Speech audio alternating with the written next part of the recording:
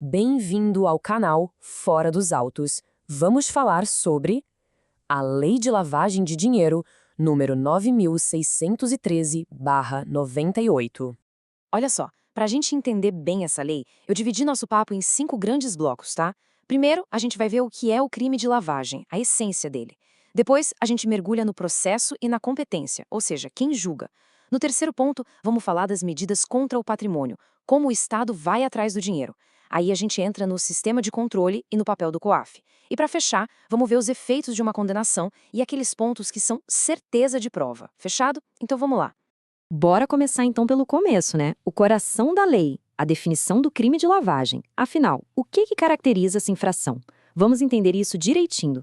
Então, o artigo 1º define o crime como ocultar ou dissimular a origem de bens que vêm, direta ou indiretamente, de infração penal. E aqui, gente, tá o pulo do gato, a grande mudança.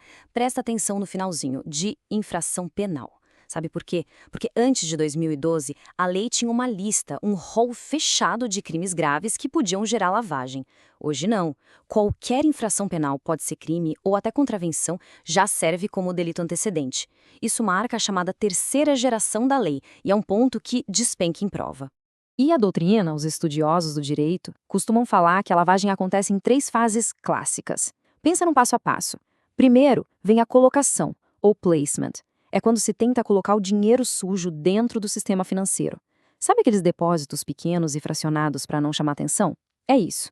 Depois vem a fase da ocultação, ou layering. Aqui a coisa fica mais complexa. Eles criam um monte de transações para confundir, para dificultar o rastreamento da origem do dinheiro. E por último, a integração, ou integration. É quando o dinheiro, já limpo, volta para a economia com cara de legal, tipo na compra de um imóvel. Certo. E qual é a consequência para quem faz isso? A pena base para lavagem do dinheiro é de reclusão, de 3 a 10 anos, e ainda tem multa. Mas essa pena pode ficar ainda maior, viu? Ela pode ser aumentada de 1/3 até 2/3. E quando isso acontece? Bom, se o crime for praticado de forma reiterada ou por meio de uma organização criminosa. E atenção aqui para uma novidade legislativa importante. Também aumenta a pena se forem usados ativos virtuais. Sim, as criptomoedas entraram de vez nessa história. Ok, já entendemos o que é o crime. Agora vamos para o nosso segundo bloco. Vamos falar de processo e de competência judicial. Ou seja, como é que funciona o trâmite e quem é que tem a responsabilidade de julgar esses casos. E aqui a gente chega num dos pontos talvez mais importantes da lei, que é a autonomia do crime de lavagem de dinheiro. O que isso quer dizer na prática? Quer dizer que você pode processar e até condenar uma pessoa por lavagem, mesmo que o crime anterior, o que gerou a grana suja, ainda não tenha sido julgado.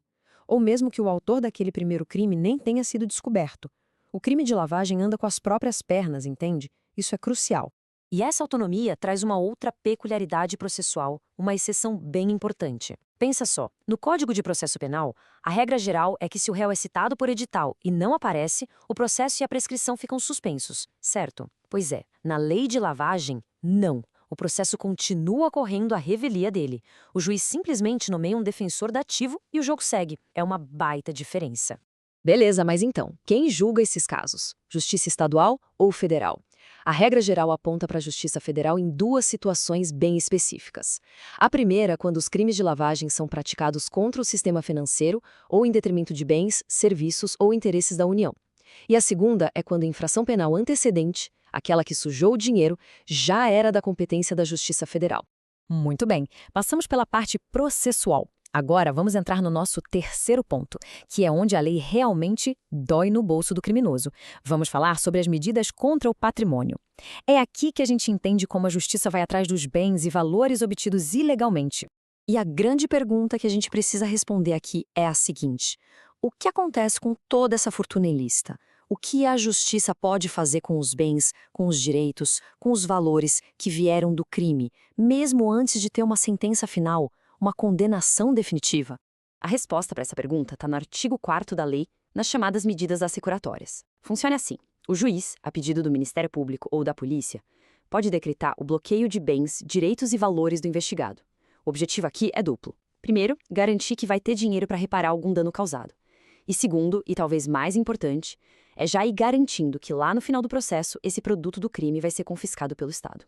Tá, mas e se o bem apreendido for, sei lá, um carro importado? Coisas que perdem valor paradas, certo? Para isso, a lei tem uma solução inteligente, a alienação antecipada.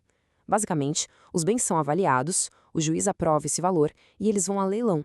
O dinheiro que for arrecadado fica guardadinho numa conta judicial, rendendo até a decisão final do processo. Assim, o valor é preservado. Bom, já vimos o crime, o processo e como se ataca o patrimônio.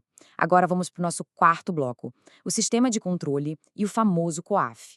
Aqui a gente vai falar da parte preventiva da lei, como ela tenta evitar que a lavagem aconteça. Para essa prevenção funcionar, a lei cria uma figura muito interessante, os chamados gatekeepers, os porteiros do sistema financeiro. São as pessoas obrigadas, listadas lá no artigo 9º. A gente está falando de quem? Bancos, corretoras de valores, imobiliárias, joalherias, enfim, um pessoal que está ali na linha de frente e, por isso, tem o dever legal de ficar de olho e ajudar a identificar qualquer operação suspeita. E a responsabilidade deles é grande, e o prazo é apertado. Se um desses gatekeepers identificar uma operação suspeita ou até mesmo uma proposta de operação, eles têm que comunicar ao COAF. E o prazo para isso é de, no máximo, 24 horas. É um prazo curtíssimo, e essa agilidade é fundamental para que o sistema de controle funcione de verdade. E falando em COAF, tem uma decisão do Supremo Tribunal Federal que a gente precisa saber de cor e salteado.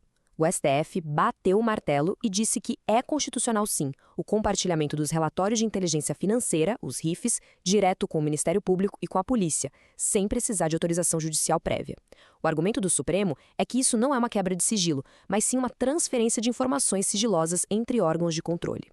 E com isso a gente chega na nossa última parte, no nosso quinto e último bloco. Aqui a gente vai amarrar tudo, vendo quais são os efeitos de uma condenação por lavagem e, claro, fazer aquele resumo final com os pontos que são pegadinha de prova. Então, se a pessoa for condenada além da pena de prisão que a gente já viu, a sentença traz outros 2 efeitos bem pesados. O primeiro é a perda de todos os bens, direitos e valores que estão relacionados ao crime. O segundo efeito é a interdição do direito de exercer cargo ou função pública pelo dobro do tempo da pena que foi aplicada. E sobre essa perda de bens, fiquem ligados no entendimento do STJ. Para a Corte, o perdimento dos bens é o efeito automático da sentença condenatória. Isso significa que não precisa nem que o Ministério Público peça isso na denúncia. Condenou, o juiz já decreta a perda dos bens. É automático. Agora, para fechar com chave de ouro, vamos ao nosso checklist, os pontos de atenção que as bancas adoram cobrar. Anota aí. Ponto 1. Infração antecedente. Pode ser qualquer uma, crime ou contravenção. Ponto 2. Autonomia. A punição da lavagem não depende do julgamento do crime anterior. Ponto 3. COAF. O STF já disse que o compartilhamento dos relatórios não precisa de ordem judicial. Ponto 4. Perda de bens. O STJ entende que é um efeito automático da condenação.